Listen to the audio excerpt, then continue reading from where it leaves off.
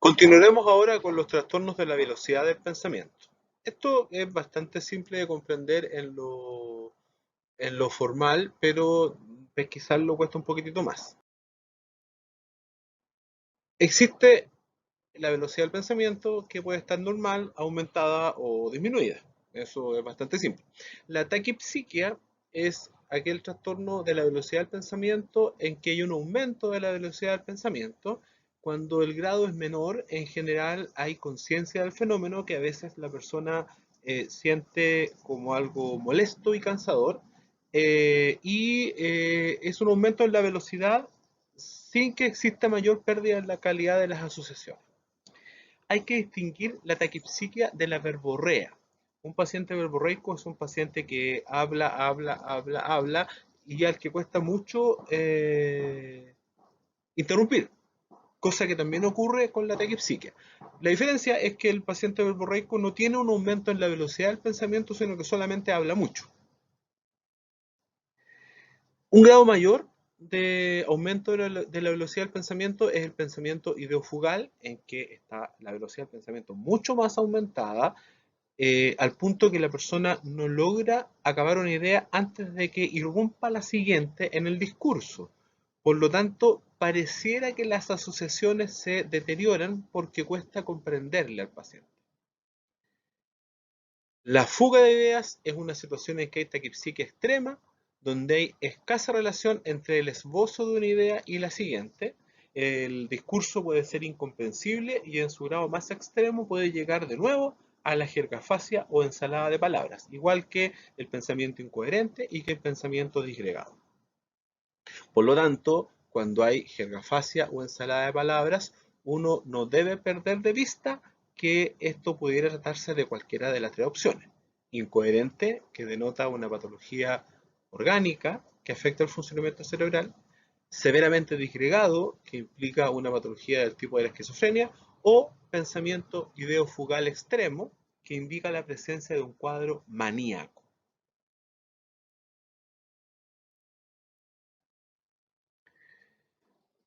Por el contrario, la bradipsiquia es una disminución en la velocidad del pensamiento. Reservamos el término bradipsiquia para la observación objetiva por parte del entrevistador, y suele la bradipsiquia acompañarse de inhibición del pensamiento, que es la sensación subjetiva de tener el pensamiento lento e interferido.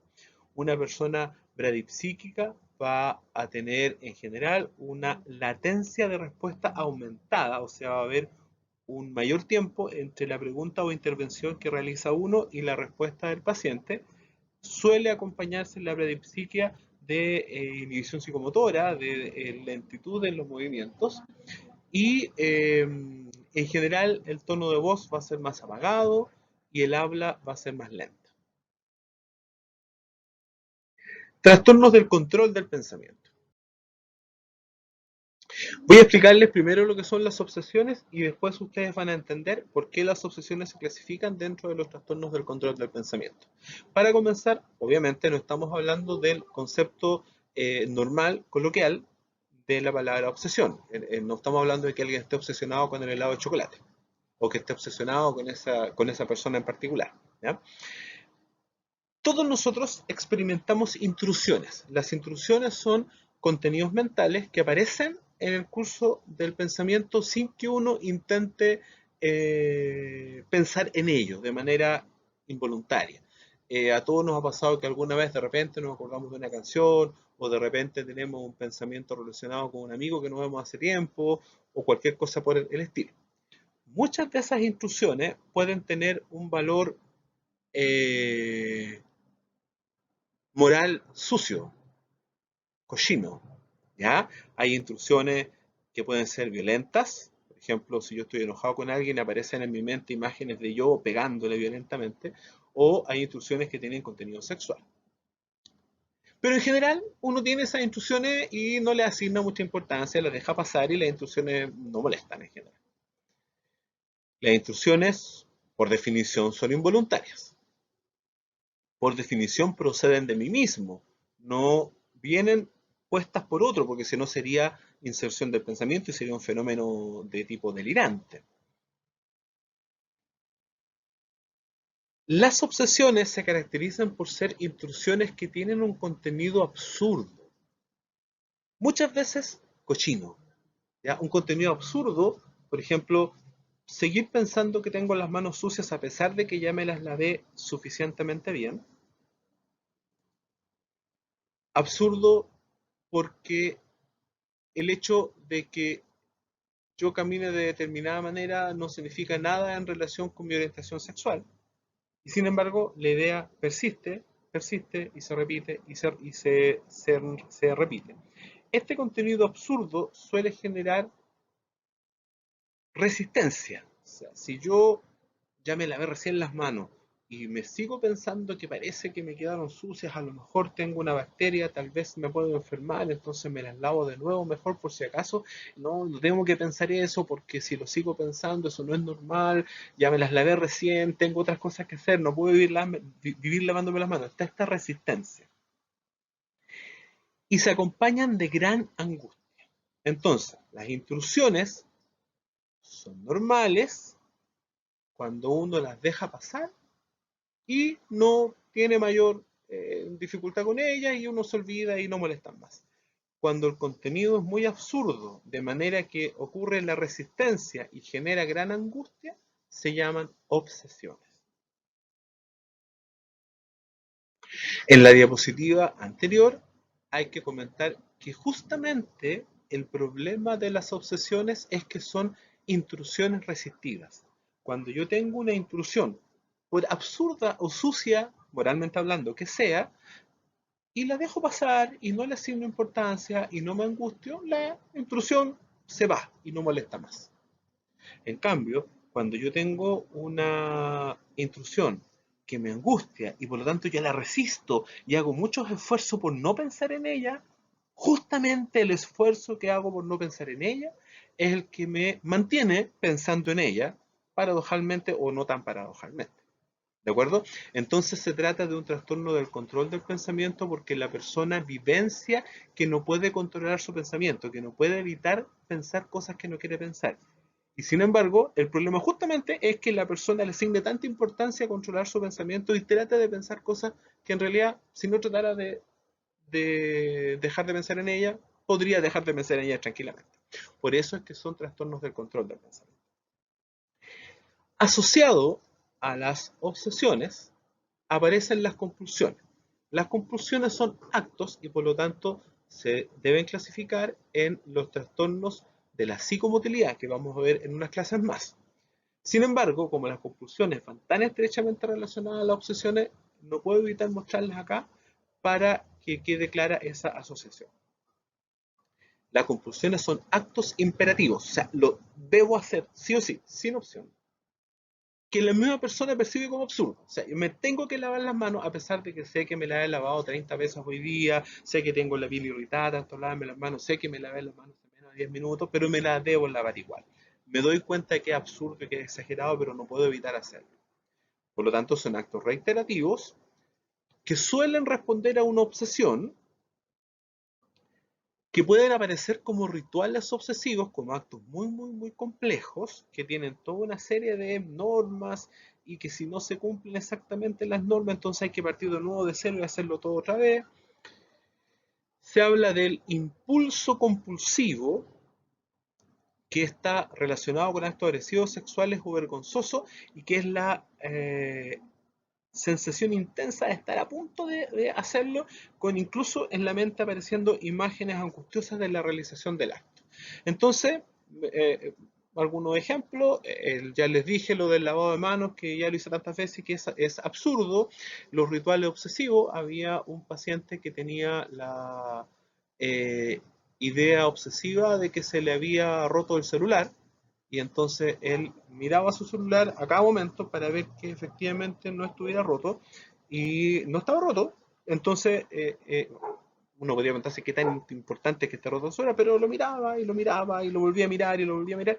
Entonces, cuando ya se cansaba, empezaba a decirse a sí mismo, a ver, Gustavo, perdón, escogí un nombre al azar. Gustavo, se decía él a sí mismo, no tengo roto el celular, ya lo revisé, no está roto. Entonces esa frase empezó a complicarse. empezó, yo no me acuerdo cómo era, pero era una frase que Gustavo, el celular ya está roto, hoy día ya lo revisé hace 10 minutos y ya lo vi y la pantalla está normal y no está rota. Quédate tranquilo con eso.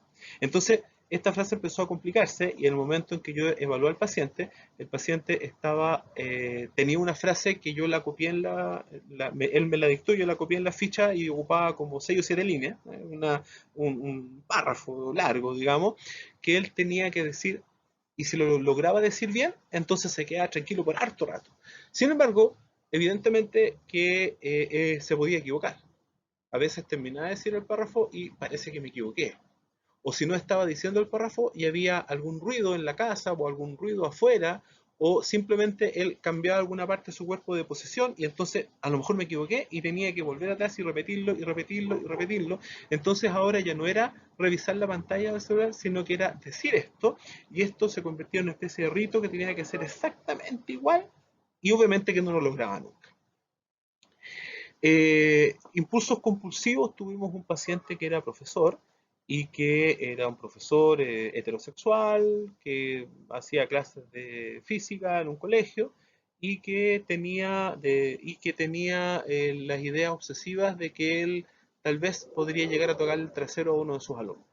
Entonces era algo súper terrible porque él nunca digamos, en el contexto que nosotros lo evaluamos, él nunca había tenido conductas de ningún tipo de vulnerar la intimidad corporal de la demás gente, y sin embargo tenía estas ideas y él se veía a sí mismo acercándose a algún alumno y tocándole el trasero y el alumno respondiendo asustado o enojado y entonces no quería pensar en esto y en fin, y tenía serios problemas para mantener la concentración en las clases porque permanentemente mientras estaba en clase estaban apareciendo estas ideas en su mente que lo perturbaban mucho. Entonces esos pueden ser ejemplos de compulsión absurda, ritual obsesivo e impulso compulsivo. Vamos a repetir lo que tiene que ver con las compulsiones cuando veamos psicomotilidad, pero evidentemente en esa ocasión se los voy a pasar porque ya lo expliqué. Otro trastorno del control del pensamiento son los temores obsesivos o fobias. Un temor obsesivo o fobia es la ansiedad extrema que aparece frente a objetos o situaciones que no son peligrosas o que no son tan peligrosas. Por ejemplo, las arañas entrañan un cierto peligro, está la posibilidad de que una araña lo pique a uno, qué sé yo, pero uno en riesgo bastante bajo para el terror que le provocan a algunas personas. Lo mismo ocurre con los pinchazos, las caídas y los perros. ¿Ah? El temor evidentemente es desproporcionado y la persona se da cuenta de que es desproporcionado. El objeto y la situación temidos son evitados o son soportados con gran sufrimiento. Si ustedes buscan en internet pueden encontrar una larga fila, lista de palabras, cada cual más entrambótica y entretenida que describen toda clase de fobias. Acá yo les puse algunas, así como para ejemplo, de cosas que uno podría. La clasificación de SM se hace bastante menos problema y usa 4 o 5 grupos en general.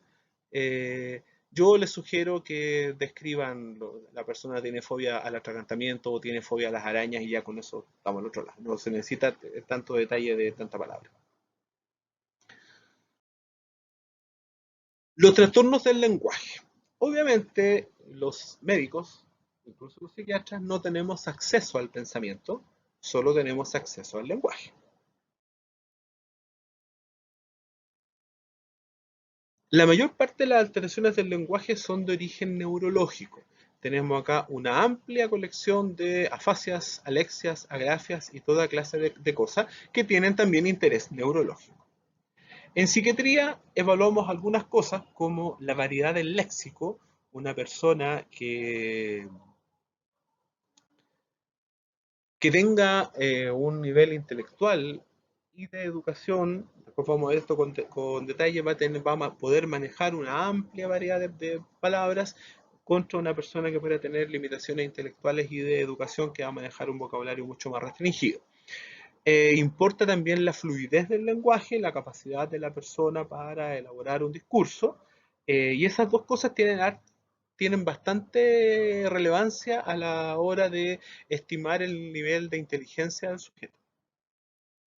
Hay algunas variantes especiales como el lenguaje altisonante, que es común de ver en algunas personas con ciertos rasgos narcisistas, el lenguaje excesivamente metafórico que uno pudiera ver en personas con algún tipo de trastorno de personalidad, o en un grado extremo en el abstraccionismo mórbido que se puede ver en ciertas personas con esquizofrenia, el mutismo, que es la persona que simplemente no habla, ¿ya? Y el lenguaje muy rebuscado, con uso de términos muy bien escogidos, muy relacionado con lo altisonante y también relacionado con trastornos narcisistas de la persona. Hay una característica del lenguaje que se ha descrito como comunicatividad del lenguaje, que corresponde a la intención que tiene el paciente de transmitir información al médico.